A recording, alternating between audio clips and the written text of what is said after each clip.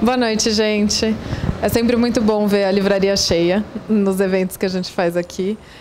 Eu sou Paula Jacob, eu sou jornalista, sou editora-chefe da revista Cláudia. Eu pesquiso e escrevo sobre literatura e cinema já faz uns anos e acabei me especializando pelo viés da psicanálise. Então, é sempre uma honra estar aqui falando de mulheres que falam da psique sem querer, querendo. Então, fico muito feliz pelo convite da Relicário, que está lançando essa edição super linda, né, do Também Eu Danço, da Hannah, que, enfim, é uma autora que a gente vai comentar sobre isso, mas que a gente sempre associa à teoria, né, ao totalitarismo, aos livros dela, que são excelentes, eu gosto bastante, mas que, de repente, tem esses poemas que são lindíssimos. Mas isso a gente não vou dar spoiler aqui. Pode falar. Boa noite a todos, muito obrigada. Que me convidou, a editora Relicário, pelo convite, a Paula, a Maíra, que aceitou também, né, esse convite para fazer essa fala. E eu estudo a Hannah Arendt já há alguns anos. Eu fiz meu doutorado, meu pós-doutorado sobre a obra dela, na filosofia da USP. E pesquiso essa autora já há muito tempo. Infelizmente, enfim, vivemos em tempos muito interessantes, então muitos dos temas dos quais ela trata são atualíssimos, né? Então, nos últimos anos, especialmente nos últimos 4, 5 anos, né? Eu tenho sido questionado, tenho participado de bastante coisa, muitos eventos, muitos debates sobre a obra dela.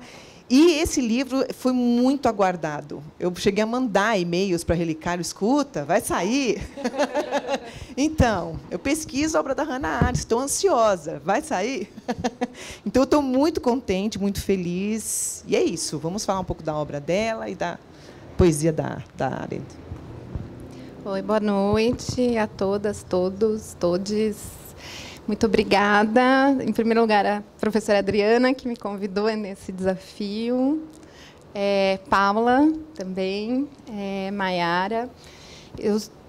Bom, conheci também a obra da Hannah Arendt no momento da minha graduação. Eu sou artista visual, então eu estou aqui um pouco mais para me aproximar da poesia.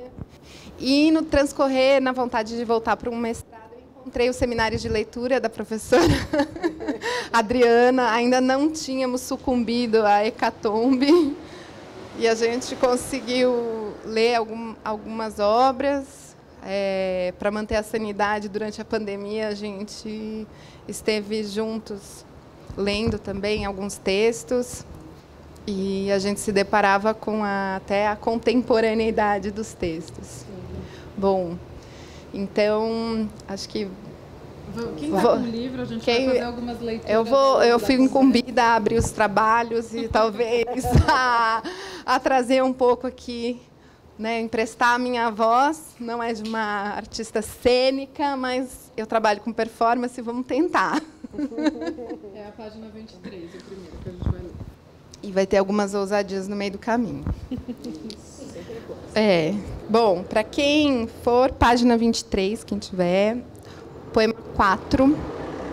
A gente vai falar aí do momento de uma juventude. Sonho. Pés flutuando em brilho patético. Eu mesma, também eu danço. Livre de peso, também eu... Nossa, gente, desculpa, é o nervosismo do início de trabalho. Vamos lá. Pés flutuando em brilho patético. Eu mesma, também eu danço. Livre do peso, no escuro, no imenso. Espaços cerrados de eras passadas, distâncias trilhadas, solidões dissipadas, começam a dançar, a dançar. Eu mesma, também eu danço. Irônica e destemida, de nada esquecida, eu conheço o imenso, eu conheço o peso. Eu danço, em brilho irônico. Lindo.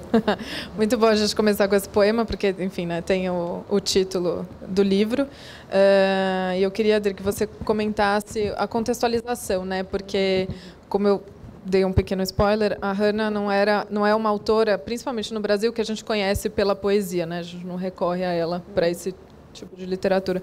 Então, eu queria que você contasse um pouco sobre como que surge a poesia, né, na obra dela e o que esses escritos representam dentro do contexto de produção literária dela, né, de pesquisa, enfim.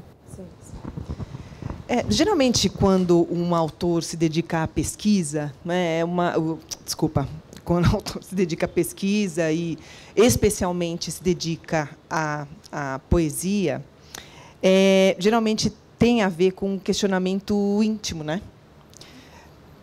Sim, porque a Hannah Arendt teve uma infância muito difícil. Ela, muito pequena ainda, o pai sofria de sífilis e ele sofreu um agravamento da doença. Então, ela, pequena, viu o pai piorando, né, até que ele faleceu no mesmo ano do seu avô paterno querido, que era um avô que contava histórias para ela. Esse dado é importante, né, que tem a ver com o avô. E ela sofreu demais, foi uma infância muito dolorida.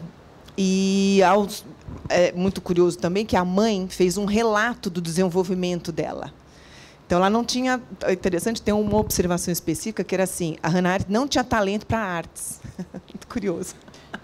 A mãe, olha, me parece que ela não tem talento para artes, mas ela, né, muito atenta, muito vivaz e tal. Bom, enfim, se tornou uma intelectual, não era poeta. Mas ela teve essa infância difícil, e essa infância dolorosa se mostrará como uma sombra na vida dela, sabe? Depois, né? Claro, porque perdeu o pai cedo e a mãe se casou de novo, ela não se dava tão bem assim com as irmãs. Então, isso vai marcar, de um certo modo, até a biógrafa mais importante, biógrafa dela, que é a Elisabeth Young Bruegel, chama atenção para isso, né? Então, aquilo que, eventualmente, na juventude... Porque, vamos explicar uma coisa. Esse livro, esses 71 poemas, eles se dividem em duas partes, bem específicas, assim. A primeira são poemas de juventude que a Arendt escreveu dos 17 aos 20 anos. Dos 17 aos 20, né, gente? Então, dos 17 aos 20. Depois, de uma idade mais madura, 1942, né, até 50 e pouco. Então, já madura. Então, ela parou de escrever poemas com mais de 50 anos. Certo? Então, os primeiros poemas, né, esses primeiros... quantos são? 20. Os primeiros 20 poemas são dessa fase. Ou espelham, né, essa infância, essa juventude, começo da juventude, um tanto quanto difícil. Então, além da doença do pai, a mãe se casou de novo, ela foi para a universidade, ela brigou na escola, ela não foi, ela foi expulsa da escola. Eu gosto de falar isso para os alunos jovens, que eles ficam, tá legal. Ela foi expulsa porque ela era muito questionadora, ela também cresceu num ambiente antissemita, não que os pais, a mãe, né, pais, chamasse atenção para isso, mas ela sofria na escola com o antissemitismo, né? E ela também vai reagir a isso. Então, esses componentes vão formando o modo como a Arendt entende, né, lida com os seus sentimentos, consequentemente, com o modo como ela vai escrever poesia, certo? Então, demora, não tem a questão da juventude, ela vai para a universidade e ela precisa de bolsa, então ela tem várias bolsas, né, ao longo do seu percurso acadêmico. Um tio que ajudou a pagar, ela pedia, então foi um processo até ela conhecer o Heidegger, que é o embate, o caso que eles tiveram, o embate e depois a separação, mas isso aí foi só no finalzinho. Tá? Então, não marca toda a juventude dela. É bom, né? Você fala da juventude, todo mundo pensa, por causa do Heidegger, da relação que eles tiveram, mas não, desde a juventude, esses percalços, esses traços aí marcam esses primeiros poemas, né? Os poemas da juventude. Sim. E eu queria saber, enfim, você falou uma coisa que é a minha percepção também da poesia, que é uma escrita muito do íntimo, né, dos autores, e até mesmo a gente que lê poesia acaba se identificando num lugar muito sensível, né? Eu, pelo menos, leio bastante poesia e, para mim, sempre pega num lugar diferente de ler um romance, por exemplo, obviamente, né? Quer dizer, para mim, é bem discrepante, né? Aonde que alcança e aonde que transita a poesia no corpo, né? Às vezes ela até faz um desenho interno quase, né? Que a gente digere diferente mesmo. E eu queria saber, lendo, né, os poemas dela, de vocês, onde que vocês acham que mora esse íntimo da Hannah na escrita dela, sabe? Desses poemas. O que para vocês, lendo, traz esse lugar desse interior do corpo da Hannah? Bom, depois a gente finaliza esse bloco lendo, acho que um dos poemas que é o 10, página 34, mas eu não sei se tem essa... E é um cuidado até que o tradutor pediu, né, para a gente não atribuir coisas relacionadas à filosofia dela ou o trabalho dela filosófico aos poemas. Mas, depois a gente vai ler isso, eu acho que o íntimo tem aí já uma percepção da condição judia. Né? Eu acho que ela já começa a expressar em algumas das suas poesias e há algo que a condiciona no espaço-tempo que ela está. E a outra questão, e ela acho que já começa a tomar... consciência de que a escrita vai ser aquele instrumento que ela vai se utilizar para se relacionar com o mundo. E aí, como uma artista visual, eu vi muitas vezes a imagem dessa mão como aquilo que vai enlaçar o mundo, poder trazer do pensamento, trazer no seu corpo, pegar a matéria do mundo e transformar ela em escrita, né? Tanto filosófica quanto... E eu acho que aqui é esse ensaio, né, da potência dessa escrita. Quer responder? Aí depois eu posso ler. Já leio? Pode ler. Então, tá. Queremos. É a página 35. Então, é o poema 10. Felicidade não é o que pensam os que rogam, choram e os que vão aos templos para observar os ritos à distância e as sagrações com ignorância, e então virar as costas com maldade e lamentar uma vida de errância. Felicidade, o que ela será para quem se encontra em paz, vivendo em seu próprio lugar, para quem tem o direito de se conhecer e pode se dar o nome que quiser?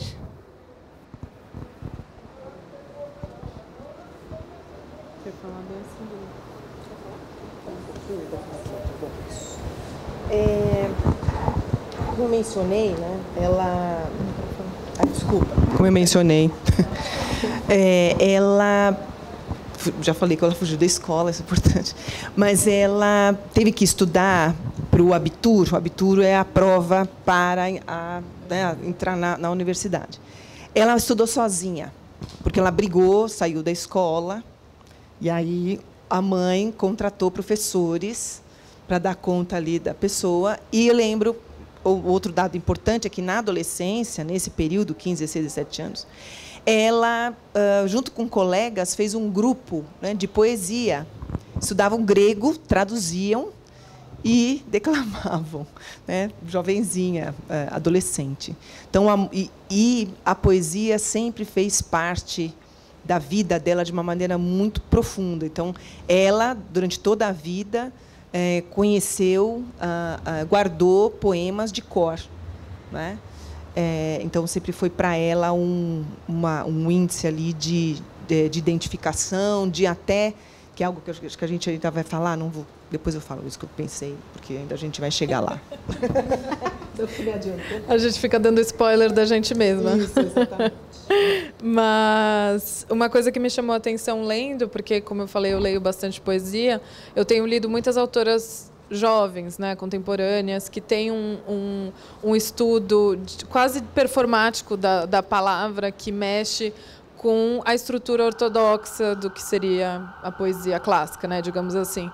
E lendo essas autoras que movimentam a poesia dentro da estrutura poética mesmo, quando eu peguei o livro para ler, eu achei engraçado que é uma poesia muito correta na estrutura do corpo poético mesmo, né? De uma estrofe que rima com a outra, né? Enfim, ela tem, claro, tem alguns poemas que são mais experimentais, digamos assim, mas, em suma, né, eles são bem certinhos na literatura. Eu queria saber se tem alguma... Se isso reflete de alguma forma a personalidade que ela tinha, se era uma escolha consciente ou não, se você sabe disso ou não. Mas que a gente comentasse um pouco sobre a estrutura poética, porque não enfim, a gente está acostumado a ler a teoria dela, que é muito bem escrita também, por mais que seja teórica, mas tem não é que engessa a poesia dela, acho que ela tem um limite que ela não transpassa também no contexto de texto mesmo, de página, de rima, enfim. É muito curioso, porque na filosofia ela foi muito original, ela foi muito ousada, né? Tanto que na obra dela não se encaixa exatamente na história, nem só na filosofia, nem só na sociologia, nem na teoria política, né?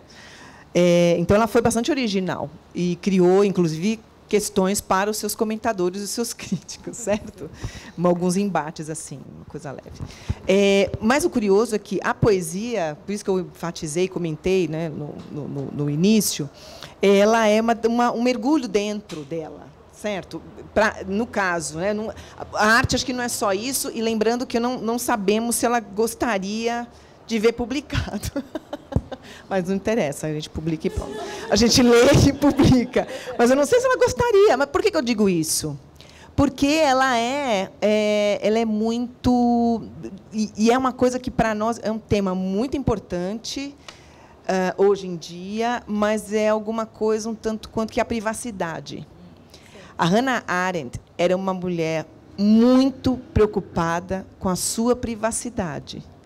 No sentido até chegar ao limite dela comentar com amigos, olha, vou ter que falar em público hoje, ou então em apresentações de discursos de prêmios, né? Quer dizer, quando você se mostra publicamente, e a gente sabe que na obra dela ela tratou disso, essa diferença, a necessidade de preservação de uma diferença do público e do privado, coisa que hoje está difícil, né? Mas quando a gente perde o privado, perde esse íntimo, perde a conversa com nós mesmos, a gente perde a possibilidade do pensamento e, consequentemente, uma forma melhor de lidar com as questões que se apresentam e as relações que nós mantemos com as outras pessoas, e as decisões que a gente tem que tomar. Certo? Então, o político é comprometido por essa dificuldade para lidar consigo mesmo. E a preservação disso, dessa vida só particular, por isso que tinha tanto valor para ela. A preservação da vida particular é fundamental para uma boa vida pública e política, né? Então, esses exercícios que ela faz de lidar com sentimentos, lidar com a dor, com a sombra, com a noite, né? Spoiler, na noite, e que é esse lado mais difícil, mais inacessível, algo que a gente não consegue, que nos fascina, mas a gente não consegue entender totalmente, né? Aparece, enfim, nessa vida íntima, que talvez por isso, ou por uma questão da formação mesmo, ela tenha mantido dentro dos parâmetros, né, do mais tradicional, digamos assim. Ela seguiu um pouco mais isso por conta da formação e por conta dessa questão aí do preservar a si mesmo. Sim. A gente dividiu a conversa em tópicos, agora a gente vai entrar no tópico que fala sobre o fascismo, o nazismo, e tem mais uma leitura para a gente fazer na página 73.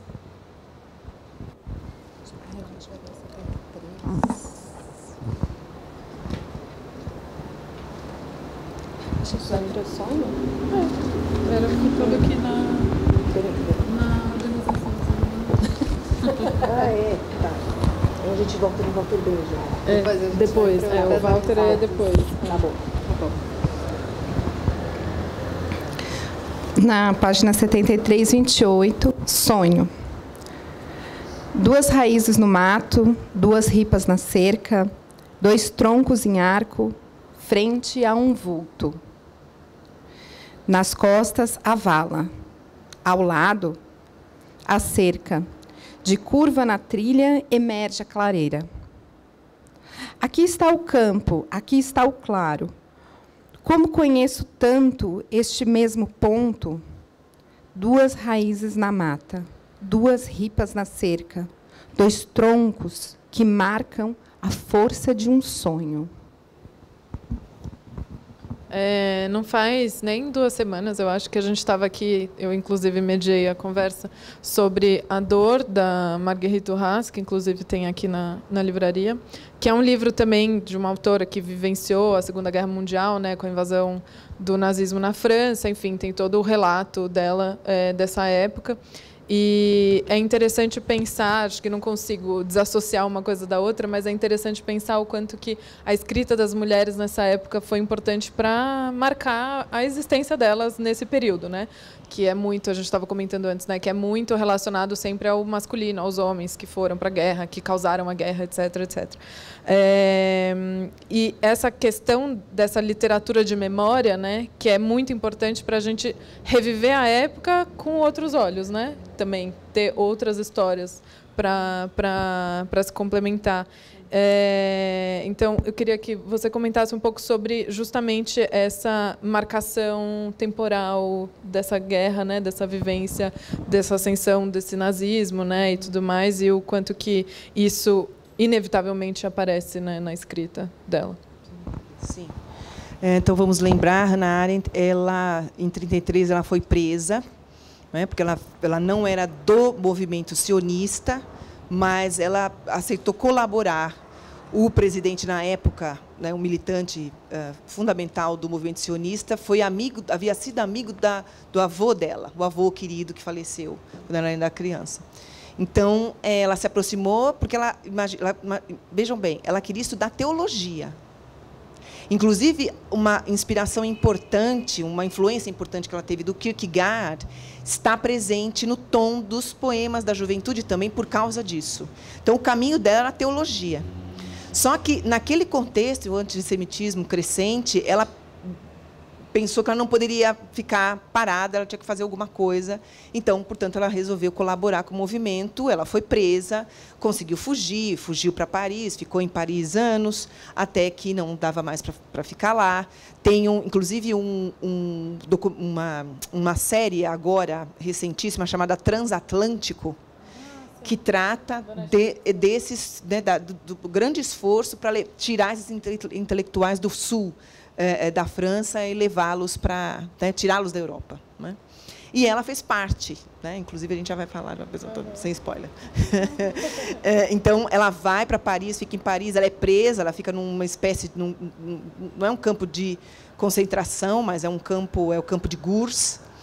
Ela consegue escapar, uma coisa extraordinária, consegue encontrar o ex-marido também, que é uma coisa extraordinária, aquele monte de gente, aquela bagunça. Ela consegue, eles vão para Lisboa, ficam 3 meses esperando os papéis. Ela teve muita sorte, porque ela, né, conseguiu os documentos, e ela, o marido, e eles conseguiram, então, chegar em Nova York, em maio de 1941, onde aí ela se estabeleceu, não voltou mais para a Europa, certo?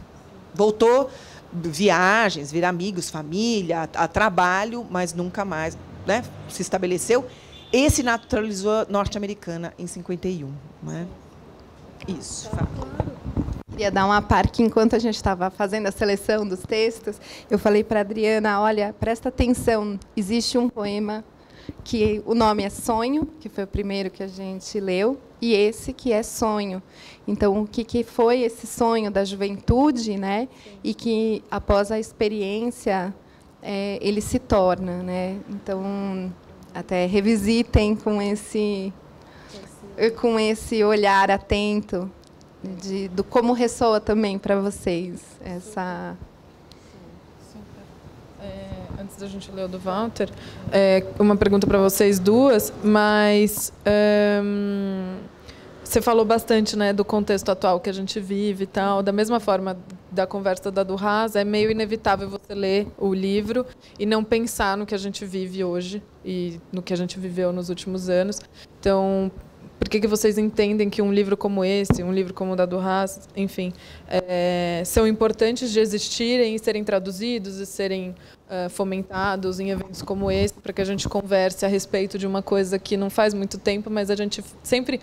foi lá, 1900 e sei lá quanto, né? Então, como vocês enxergam a importância desses escritos e dessa tradução, né, dessa publicação? Bom, o íntimo de um autor, quando ele aparece, né, ainda mais uma pessoa com a vida e com a contribuição da Hannah Arendt, eu acho sensacional. Para quem pesquisa, para quem gosta do autor, para quem questiona e tenta descobrir, a gente nunca sabe, né? Mesmo que a gente conheça muito bem uma pessoa, a gente não sabe, não conhece totalmente, nem a própria pessoa, mas enfim, né? Então, quando a gente tem acesso a um trabalho de poesia, com a pesquisa poesia, a poesia, a gente consegue ter um acesso maior a quem foi aquela mulher, uma criança, uma jovem sonhadora, com expectativas e tristezas, né? Maneira de lidar com as coisas. E eu queria, desculpe, em relação ao que você mencionou antes, a Hannah Arendt era uma leitora voraz. Então, até a maior amiga dela, né, a Ana Mendelssohn, ela comenta que a brincadeira com os colegas da turma, da universidade, é que a Hannah Arendt tinha lido tudo. Tudo, assim, romances, né, franceses, ingleses, ela havia lido tudo. Alemães, obviamente. Então, e por que isso é importante e como alimenta, né? E aí a gente percebe isso na poesia de um autor com essa formação, que aí responde ao seu comentário. É a diversidade. A literatura é a diversidade, a literatura é a pluralidade, que é o conceito político um dos mais importantes, ou mais importante da obra da Hannah Arendt, da obra política da Hannah Arendt, certo? Então, a literatura empresta isso e o poema, a poesia também, imagino. Mas é esse plural para dentro, né? Digamos, a poesia é um plural para dentro, enquanto a filosofia política que ela faz é um plural para fora, não é? Então, é muito bonito ver essa combinação na formação de uma pessoa, em todas as condições que ela vivenciou, como a política provocou e alimentou sua sensibilidade. A formação da sensibilidade dela se deu para o encontro com artistas. Também lembro que, quando ela chega em Nova York, ela trabalha na área editorial. Né? Ela trabalha na Schocken. E era um encantamento para ela. Então, quando ela dizia, eu estava numa sala, ela brigava um pouco com o Schocken, tá? Ela falava, fazia algumas críticas. Mas ela encontrava poetas. Então, é bonito o relato que ela faz no dia que o Eliot, T.S. Eliot, foi até a editora, ela ficou emocionada, ela não conseguiu muito... Então, o respeito dela pelos artistas, pelos escritores, pelos poetas, também é algo que vai marcar a vida toda dela. Eu acho que eu poderia atribuir as poesias como quase um lugar de compreender um processo de criação, né? Então, quase não, para mim é o processo de criação da própria... Eu acho que até tentar aquilo que às vezes escapa à compreensão lógica, né? Daquilo que você está tentando formular, se a gente for pensar numa formulação de uma outra possibilidade política que ela vai alcançar mais adiante as críticas que ela vai fazer, né, aos extremos, e tentar formular outras possibilidades da compreensão e a vivência da política. E pensar que a arte, e falando como artista, a gente tenta usar dessa matéria para modelar algo que ainda não é possível formular, talvez na sua lógica, mas que ela tenta encostar aquilo que a gente sente, que antecipa algumas coisas. Então, antecipar uma sensação de incômodo, antecipar uma sombra, e antecipar que há algo muito violento que está acontecendo, que não está claro, né, num momento que as informações têm uma velocidade outra. Então, eu acho que tem esse lugar, a poesia. Ela escapa em dar pistas para essa filosofia. Então, vamos dizer... E é muito interessante isso ser também algo... talvez não publicável, né? Sem a intenção da publicação, porque é aquele confessionário, né? Aquele diário de alguma outra maneira, né? Poético, né? Lidar com a matéria poética vai ser muito diferente da matéria filosófica. Antes da gente ler o poema que ela faz para o Walter Benjamin, que está na página 61, quem tiver com o livro, só um comentário geral. Você falou dessa coisa de antecipar. O Freud tem um texto muito incrível no livro Escritos sobre Literatura, que ele justamente vai falar que o poeta antecipa o que a gente não entende. Então, até mesmo que eu estudo do cinema, né, o expressionismo alemão ele é muito importante porque ele vai mostrar a ascensão do nazismo sem o nazismo existir ainda. Então, os cineastas estavam fazendo filmes a respeito de um monstro. Então, todos os filmes da época do expressionismo alemão são sobre vampiros, sombras, monstros... que não tem face, né? Que aí o figurino era ele inteiro preto, a maquiagem, não sei o quê, tudo marcado num horror que não se sabia o que ia acontecer, porque era uma questão social. Então era um sentimento coletivo que estava ali, ninguém sabia exatamente o que era e de repente estavam se fazendo filmes a respeito disso, né? O que eu acho muito louco. Então eu gosto muito do movimento no cinema e acho que a literatura, né? Que você falando, eu lembrei desse texto do Freud, justamente fala sobre essa antecipação, porque é uma coisa do sentimento, né? Então, antes da gente racionalizar a respeito do que a gente vive, a gente sente. E aí vem a arte, né? Porque aí você deságua na arte, aí você faz um filme, você faz um poema, você faz, enfim. Era só acrescentar, mas vamos para a leitura da página 61. E se a gente lembrar da Lígia Clark, ela vai falar a baba. Ela vai antecipar ainda mais a palavra. Enfim... Vale a pena procurar isso. Bom, WB, enfim, Walter Benjamin. E a noite cairá de novo, cairá do céu estrelado. Com os braços em repouso, tocamos longe aqui ao lado. Da escuridão, nós ouvimos melodias tão amenas, com elas nós despedimos e rompemos as fileiras.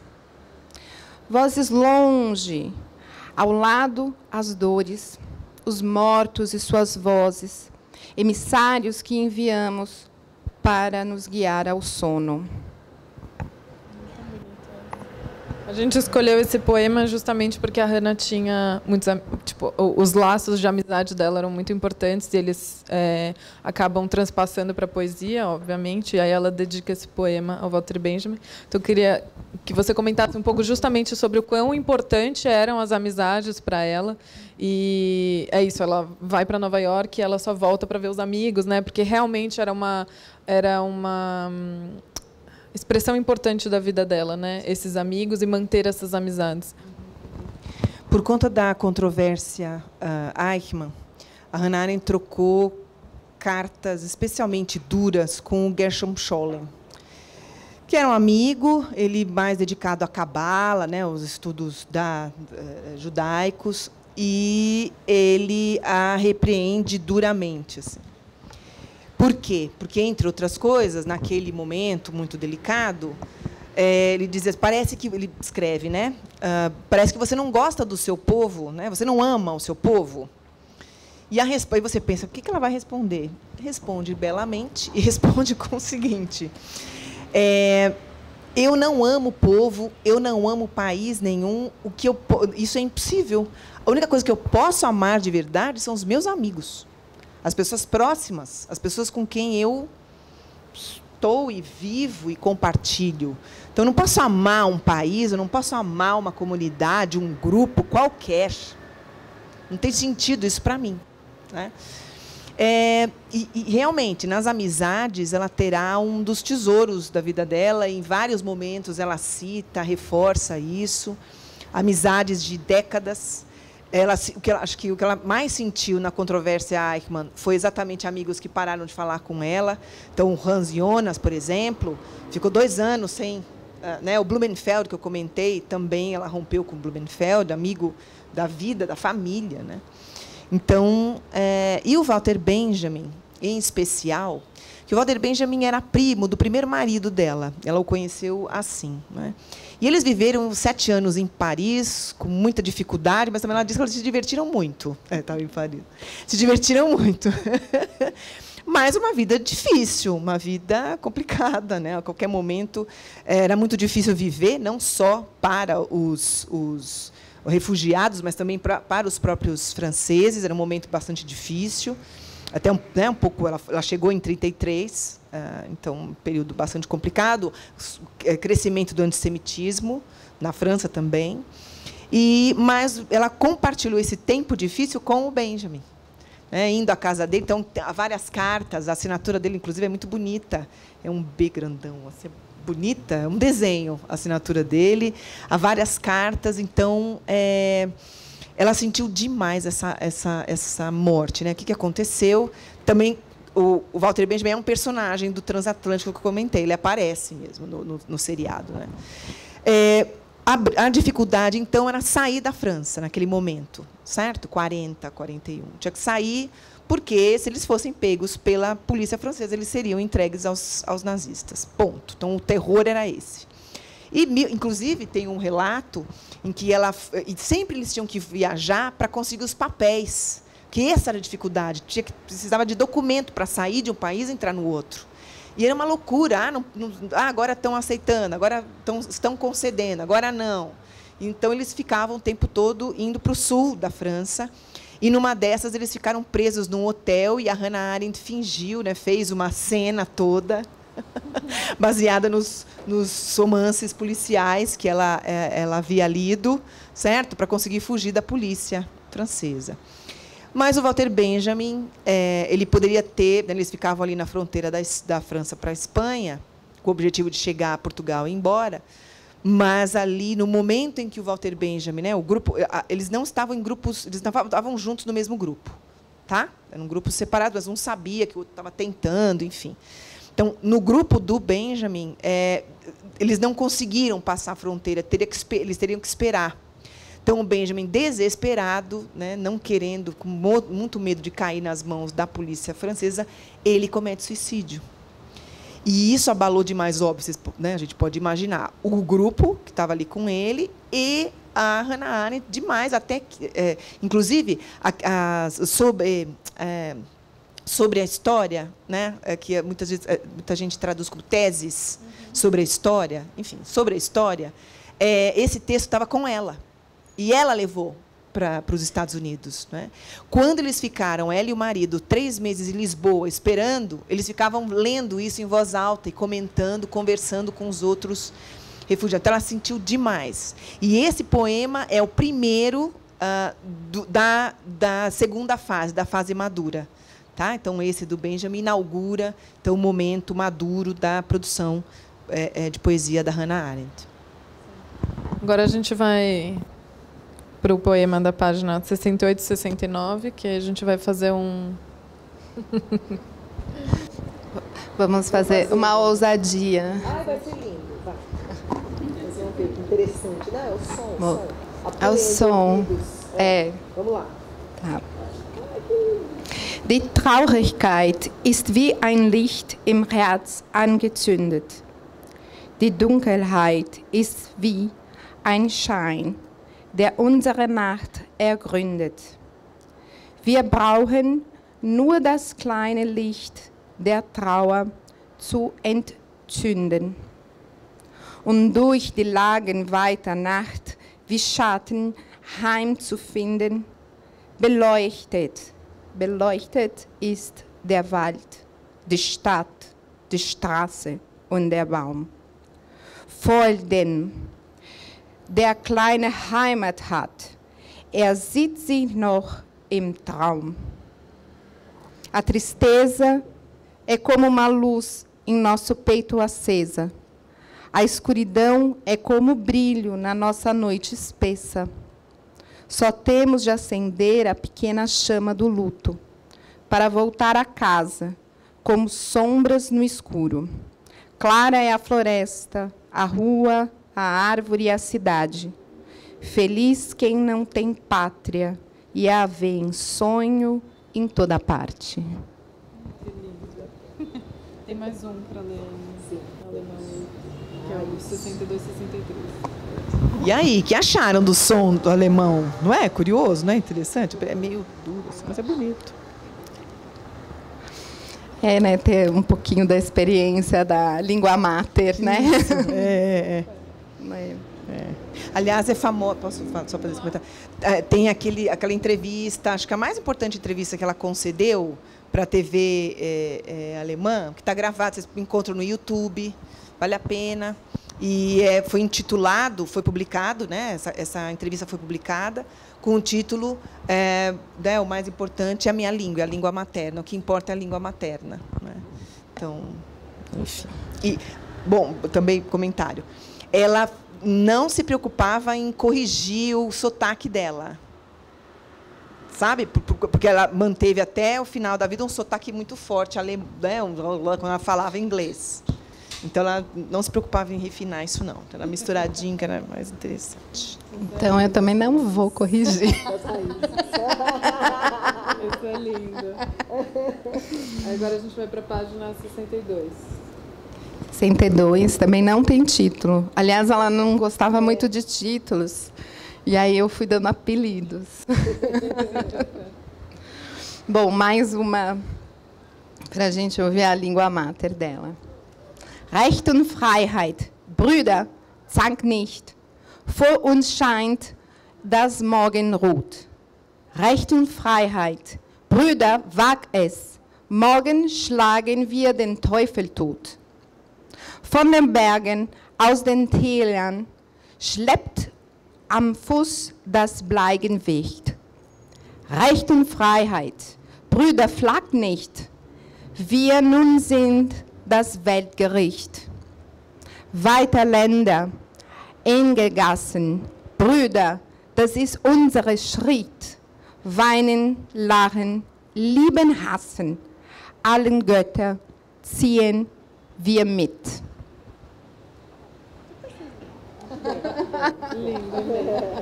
Depois vocês leem a tradução. Vocês que lutem. Eu lutei mais aqui. Sim, mas acho que esses dois poemas são interessantes para a gente pensar nessas. Você até falou, né? Tipo, a vida era difícil, mas eles se divertiam, enfim. Acho que tem uma série que vai estrear agora no National Geographic que conta a história da Mip, eu não sei o sobrenome dela, que era a secretária que ajudou a esconder a família da Anne Frank. E é uma série de drama mesmo, né? Não é documental nem nada. E eu acabei entrevistando a diretora, e é uma série muito interessante porque ela tem esse tom de mostrar que, mesmo na dor, existia uma possibilidade de sonhar, uma possibilidade de ter prazer, uma possibilidade de viver, né? Não dava para também você se entregar a esse vazio que era essa época, senão é isso, né? Você comete suicídio, no caso do Walter Benjamin. Mas, enfim, acho que esses dois poemas são poemas que são fortes num lugar de chamar para a luta, chamar para a ação, mas também um lugar de pensar nessas brechas, essa luz que entra, esse sonho que se permite ser sonhado, né? Então, queria que você comentasse um pouco justamente sobre esse tom que às vezes aparece nos poemas dela, que fala desse lado sombrio, mas que também fala desses momentos de prazer ou desses momentos de sonho que ela se permite sonhar também. Eu mencionei a infância, só vou lembrar uma coisa, ela é retratada, né, nos registros da mãe como uma criança muito solar, muito alegre, muito ensolarada, né, que passou por tudo isso. Mas nos encontros acadêmicos, nas conversas sobre a obra da Hannah Arendt, acontece isso, quer dizer, como é que uma pessoa, né, que passa pelo que ela passou e estuda o totalitarismo, que é exatamente a negação, a destruição do ser humano, da diversidade, da dignidade humana, que é a destruição, como é que ela ainda mantinha uma certa esperança, né? Acho que ela não gostava dessa palavra, ela não usaria, não gostaria que eu estivesse usando essa palavra para falar dela, tá? Deixa eu deixar bem claro. Mas ela acreditava, não à toa. Ela se dedica, inclusive, depois, né, quando ela escreve Totalitarismo, depois ela vai entender que a defesa ou resgate do sentido verdadeiro da política é a melhor resposta contra o totalitarismo. Então, ela vai escrever, vai defender, e falar do conceito de política, defendê-lo, né, até hoje, coitadinha da política, é tão maltratada todo dia, né? Mas, enfim, resgatar exatamente porque ela alimenta uma esperança nessa política, né, no diálogo, na conversa, mesmo que várias vezes, enfim, intimamente, ou na poesia, ou na sua obra teórica, nas suas críticas muito agudas, muito duras e, às vezes, irônicas.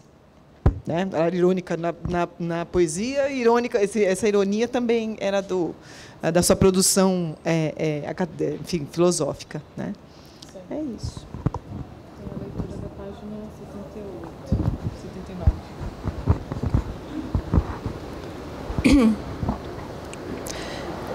Mais um sem título, número 50. Não, 78, 79. Nossa, eu ia. Perdão.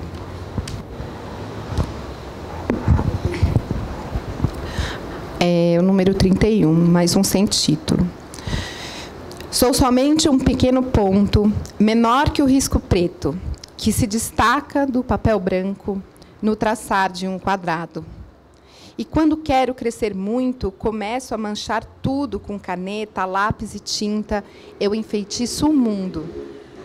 Mas sou só um pequeno ponto, nem sequer acabado, que se destaca no papel branco, no traçar de um quadrado. Esse é muito lindo, né? Eu acho lindo, porque fala muito sobre essa questão da literatura e como a literatura foi sei lá, eu entendo como uma salvação para ela também, né? Tipo, a literatura salvou ela muito, né? Não só na leitura, né? Como ela era uma leitora ávida, mas também como uma forma de elaborar o que ela estava sentindo e dar vazão para isso, né? Não ficar aquela panela de pressão. E uma coisa que a gente pode comentar, você já falou, né, dessa trajetória que ela faz de países, a Hannah é estrangeira, né? Eu enxergo ela como uma estrangeira de si. Ela é uma estrangeira no país que ela nasceu, né, pela questão judaica, aí ela é uma estrangeira na França, ela é uma estrangeira em Portugal, ela é uma estrangeira em Nova York. Então, ela acaba ficando sem mapa, né, sem geografia. E aí eu acho muito bonito esse entendimento dela de não vou refinar meu inglês, não vou refinar meu francês, eu vou falar com sotaque mesmo, e que a língua materna é importante. A Alemanha, inclusive, só uma curiosidade, é um país que luta muito pela língua, né, deles. Eu sei disso porque eu também falo alemão, minha irmã mora lá. Então, tudo lá é traduzido, né? Então, você vai no cinema, os filmes estão em alemão, né? Estão dublados, né? Para preservar justamente a linguagem, para o inglês não invadir, né, essa língua, para a sociedade ter, então tudo tem tradução, né, então a TV tem um nome, né, todas as coisas que a gente falaria em inglês na Alemanha tem a tradução em alemão, e isso é muito legal, eu acho um movimento bonito de se fazer, porque preserva a história, né, preserva tantas coisas. E acho que eu até anotei uma coisa aqui que eu queria ler, que a escrita dela é um riscar e apagar de fronteiras, né? Então, ela está o tempo todo traçando um caminho, de repente, não, peraí. Aí ela se permite, se abre para uma outra geografia, e uma geografia física, uma geografia filosófica também, né? Digamos assim. E aí eu queria que a gente falasse um pouco sobre esse não pertencimento, né? Como é que ele aparece nessa obra, não só filosófica, mas também aqui, né, nas poesias dela.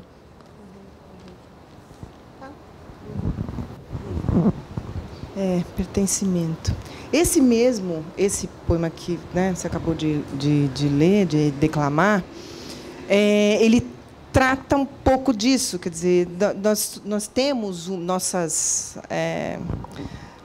enfim, a nossa formação, nossas características e tal, mas, ao mesmo tempo, nós somos tão... uma pessoa, um pedacinho, um pontinho, né, um ponto. Mas a gente pode fazer muita coisa. Não é bonito? Porque é o movimento desse poema, né? Nós somos tão... Enfim, tão frágeis, nós somos frágeis demais, muito, muito frágeis. Mas a gente pode fazer coisas tão extraordinárias, e a Arendt, eu acho que ela, no longo da vida dela, ela insistiu nisso. Né? Nós somos tão frágeis, é tão fácil um movimento político crescer e ser destruidor, destrutivo, né? Mas, ao mesmo tempo, a gente também, daí o interesse e o amor dela pela arte, pelos artistas, como também uma pessoa, né, uma experiência tem a capacidade de uma grandeza, né, que toma um lugar e tem uma força regeneradora. Né? Assim, acho que está na filosofia também dela. Eu acho que eu colocaria, até estava pensando esse e o próximo que vai ler, esse espanto diante da criação, né? Porque eu fiquei pensando, é um exercício da literatura, mas é da escrita como um todo, né? Nesse papel, né? Nessa superfície, e pensar o ponto, mínima unidade para você, e aí você ganhar o plano, né? Então ganhar o espaço, como que a gente pode pensar nesse espanto do próprio artista na hora de que ele delineia aquilo que ele inicia e volta como uma forma talvez maior do que aquela que ele pode ter pensado, tanto para o bem de pensar uma filosofia que vai refletir sobre os males, quanto o próprio mal, né, que ela vai apontar que vai criar todo o grande monstro do fascismo. Sim. Então, eu acho que é esse espanto da criação.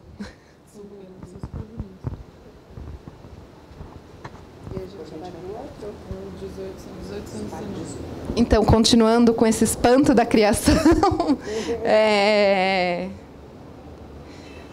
acho que depois eu posso, talvez, compartilhar a imagem que eu tenho desse poema, e eu insisti para a Adriana, para a gente deixar.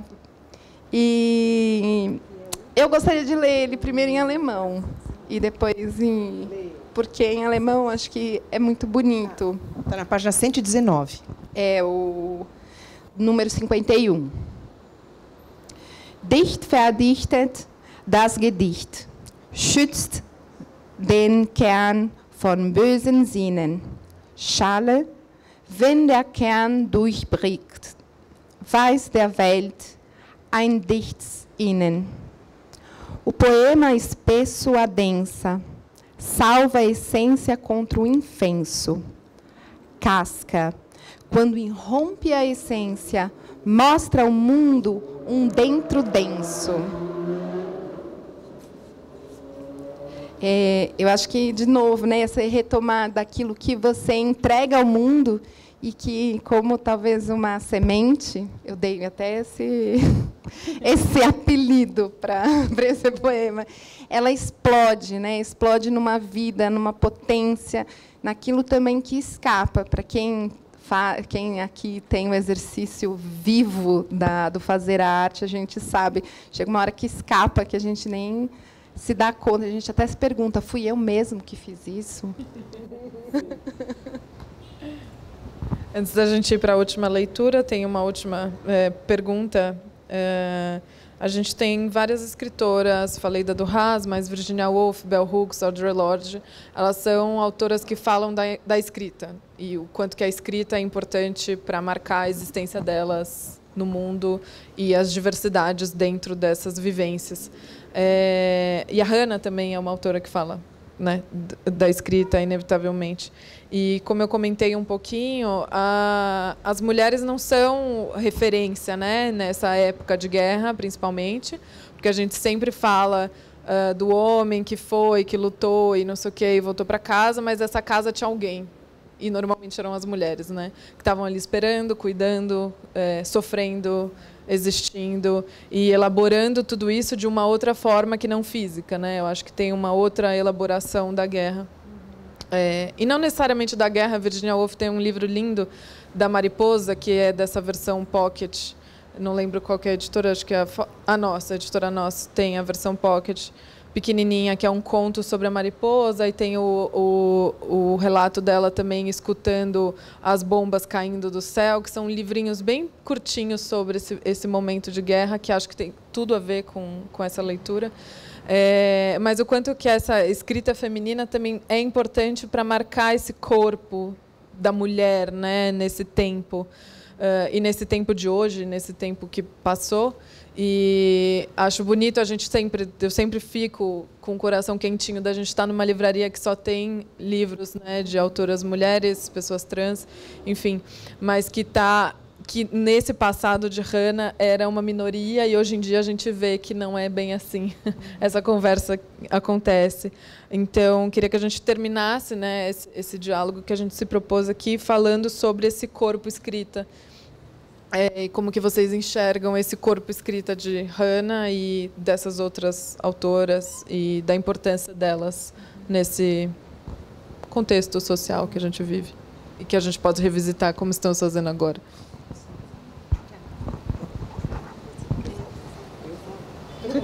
Eu começo.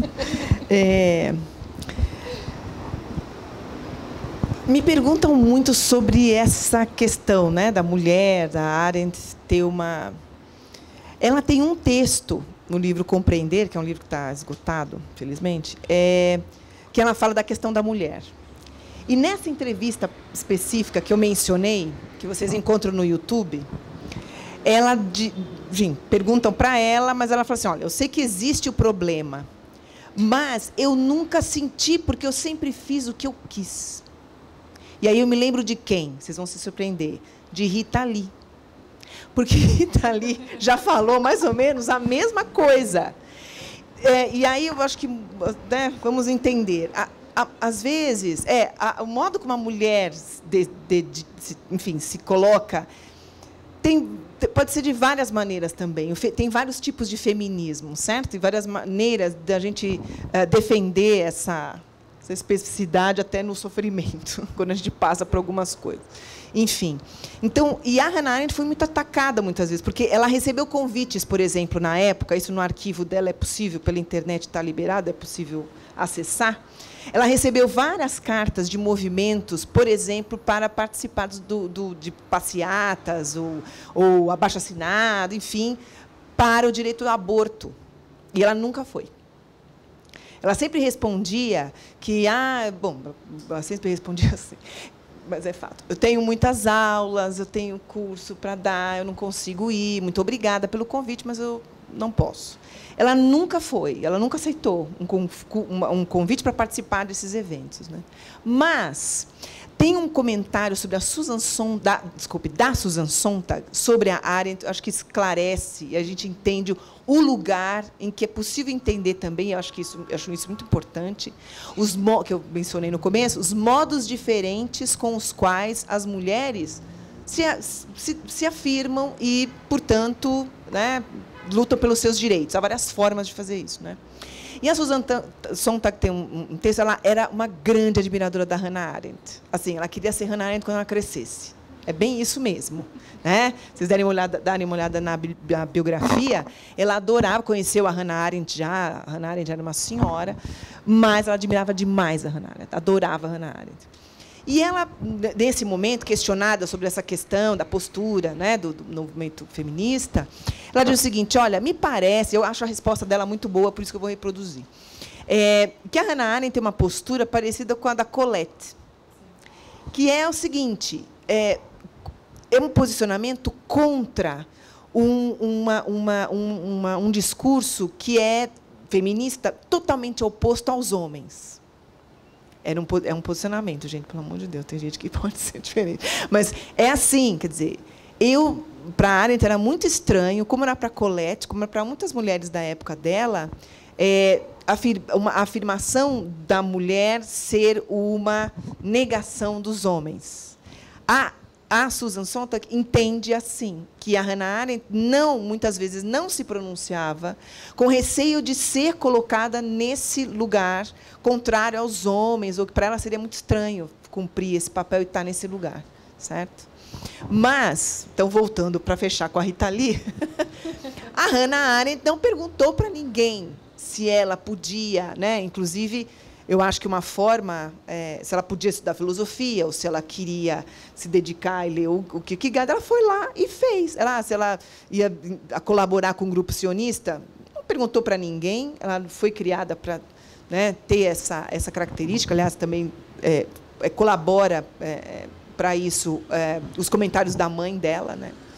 Por que eu digo isso? Porque, quando ela era criança, ela foi instruída a... Se você ouvir um discurso antissemita na escola, criança, você vai se levantar, você vai pegar suas coisas, você vai para casa e deixa comigo. Que mãe, hein? Gostei dessa mãe. Certo? E, então, portanto, essa maneira combativa e forte dela, acho que, desse modo, e com a produção toda que ela fez, ela criou muita coisa, fez muita coisa, ela é essa inspiração, né, de independência, de fazer. Tinha um problema de fazer? Mas eu já fiz. Desculpa, já foi feito, já estou fazendo. É isso. Né? Então, a postura dela foi essa sempre, né, na questão específica da mulher. E teve grandes amigas, admirou muitas artistas, né? Enfim.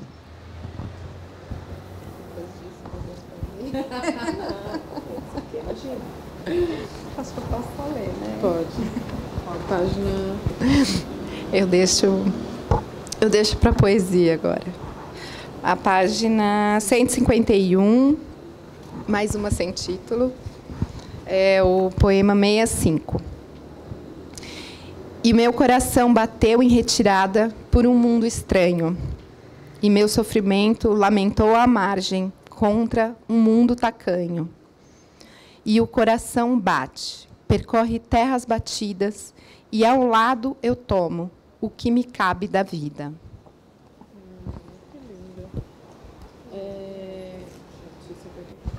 Alguém quer fazer um comentário, perguntar?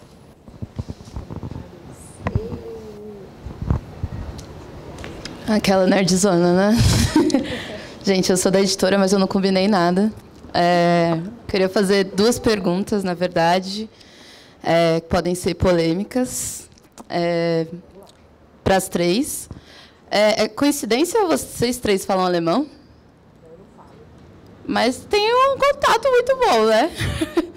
Achei uma forte coincidência, assim. Mas eu queria fazer uma pergunta em termo crítico e uma estético. Em termo crítico, como que é para você, Adriana, e também para vocês duas? Acho que todo mundo que está aqui não tinha contato, porque a primeira vez está sendo publicado em português, né, as poesias dela. Mas como que é para você, que, enfim, doutora em Hannah Arendt, especialista, ter contato com a poesia? É possível ter um afastamento? Será que... Eu sei que, quando a gente lê o livro, né, quem tiver o livro, tem a oportunidade de ler, o tradutor fala, né, e ele também é filósofo, fala, por favor, não usem a filosofia para ler a poesia da Hannah Arendt. Mas foi aí que a gente conheceu ela. Acho que é impossível falar ela sem a questão histórica e sem a força da filosofia dela, enfim. É possível você ler sem esse aporte? Né? Talvez ela nunca quisesse ser lida, né, como poeta, mas uma vez que a gente já leu a filosofia dela e agora que chega a poesia, será que a gente consegue, de fato, se separar essa produção estética? Agora, a segunda pergunta é, em termos estéticos, essa filósofa é poeta? Vocês que têm muito contato com o alemão, né? A gente teve a sorte aqui de ouvir um pouquinho da Maíra lendo, mas como que é essa qualidade estética dessa poesia? Essa filósofa que passou a vida inteira escrevendo poesia escondida, não publicou em vida, mas a gente tem agora esse acervo e a gente tem uma produção estética E também a estética não está fora, né? A gente tem isso, dado que a gente tem esse livro, como que é receber essa poesia, né? Bom, queria que vocês comentassem um pouquinho e sintam-se livre para fazer isso. Obrigada. Muito obrigada, querida. Olha, vamos lá. Eu começo por onde? Peraí. Muitas coisas. Essa questão, não adianta. Eu comentei aqui antes que é muito difícil conhecer alguém, um autor, e ela sabe muito bem também, que depois de lançado uma obra, depois de publicado, o autor não tem mais controle, ainda mais depois da vida, né? O autor, o que se faz da obra dela, o tanto que a gente conhece, acho que ela mesma liberaria a gente para ver o poema dela, eu acho. Entendeu? Eu acho que está tudo certo. Eu acho que está tudo certo. E ela, como eu mencionei, ela era muito cuidadosa com a questão particular, né? Com a privacidade. Mas, em alguns momentos, é claro, quando a gente tem acesso, a gente conhece um pouco melhor. A gente, né, é uma pessoa que se revela de uma maneira muito diferente daquela com a qual a gente se acostuma ao ler os textos teóricos. Tem um texto que não é teórico, mas ele é um depoimento, que é Nós Refugiados, que é um texto dela, acho que é o texto que ela mais se mostra, né, e de uma maneira muito combativa, porque ela é brava, né, uma mulher brava. Então, né, diríamos porreta, ela era uma mulher porreta. Então, quando ela se posiciona ali, e também nos poemas, é claro, fica evidente uma parcela de uma personalidade, da vivência de um autor, que, de certo modo, não que diretamente trate e ilumine a filosofia, mas ela nos ajuda, ela nos dá mais informações para entender essa pessoa, né? Eu acho que todo mundo tem essa... não sei, quando a gente lê um autor, a gente gosta de saber um pouco mais, entendê-lo melhor e saber... nos aproxima, humaniza, né? Então, ele passou um sofrimento na infância, escreveu, e esse elemento é muito forte na poesia. Bom, ela volta a escrever poesia no momento... né, esse texto para o Walter Benjamin, ela escreve, não em 41, ela escreve depois, em 42, quando é confirmado que existem os campos de concentração, que foi uma coisa assim, né, a gente pode imaginar, absolutamente desesperadora. Então, quando isso aflora como origem do totalitarismo, ou isso aflora num poema, claro que a gente estabelece e vê os lugares, né, em que essas obras, essas produções são feitas, mas elas se combinam na experiência, né, de uma pessoa extraordinária que viveu uma época bastante conturbada, com características ainda com as quais a gente tem de lidar. São muitas perguntas, são muitas questões juntas. Acho que a coisa da vida e obra, meu simples entendimento disso é que eu não conseguiria separar uma coisa da outra na sua totalidade. Até porque eu vejo os livros teóricos dela como uma literatura também, porque ela escreve de um jeito muito bonito, assim, tipo, ela não está sendo... não sei, não é que nem ler Lacan, que ele não quer que ninguém entenda o que ele está falando. Tipo, é muito difícil. Ela é tipo Freud, para mim, assim, tipo, que ele escreve poeticamente sobre aquilo que ele quer falar. Então, eu acho que essa escrita teórica dela é disruptiva, eu entendo como uma escrita disruptiva dentro do contexto filosófico, histórico, enfim, né, que são várias caixinhas ali que ela vai abrindo. E acho que essa poesia dela é um pouco mais ortodoxa, como eu falei, mas ainda assim não consigo separar isso da filosofia que ela faz. Talvez, e aí eu não sei, não tenho um doutorado em Hannah Arendt, mas talvez ela elabore a filosofia através da poesia, sabe? Então, tipo, talvez ela tenha rascunhado alguma coisa do que viria a ser uma elaboração filosófica histórica dela na poesia, mas isso é um chute totalmente instintivo da minha parte.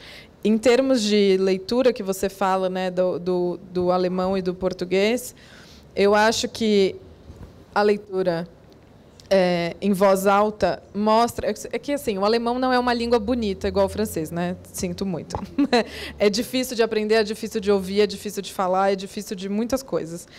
E eu acho que ler uma mulher em alemão, tipo, ler uma poesia de uma escritora em alemão, é também mostrar essa coisa... Ela é forte, né? Tipo, ela e não só porque a língua é forte, mas acho que ela escolhe palavras que têm uma marcação vocal muito intensa. Então, ela quase que evoca na gente uma força que a gente não está esperando que a gente queira evocar, sabe? Mesmo que você não fale alemão, queira se arriscar falando, lendo esses poemas em voz alta, eles te desafiam a língua na sua boca, sabe? Assim, então, ela está, metaforicamente, para mim, desafiando a gente em vários movimentos, né? O movimento de pensar, o movimento de falar, o movimento de ler, e o movimento de sentir. Então, eu vejo o alemão, essa tradução... E obrigada, Relicário, por ter colocado o alemão e o português, porque eu acho isso muito importante, né, nas edições, principalmente de poesia, porque tem, né, você consegue ver o trabalho do tradutor, que é um trabalho pouco falado também, que eu acho que é um trabalho muito importante, e você entende as escolhas de tradução do tradutor, e você entende as escolhas dela também, de palavras que ela usa, e das pontuações, e das marcações, e dos adjetivos, e enfim. Eu acho que o alemão é uma língua desafiadora, e acho que ela desafia a gente o tempo inteiro. Eu tenho a mesma opinião, não é bonito em alemão. Desculpa. Bom, que eu não tenho nada a ver com a... Eu só estudei numa escola alemã. Não tenho nada a ver com uma filiação genética.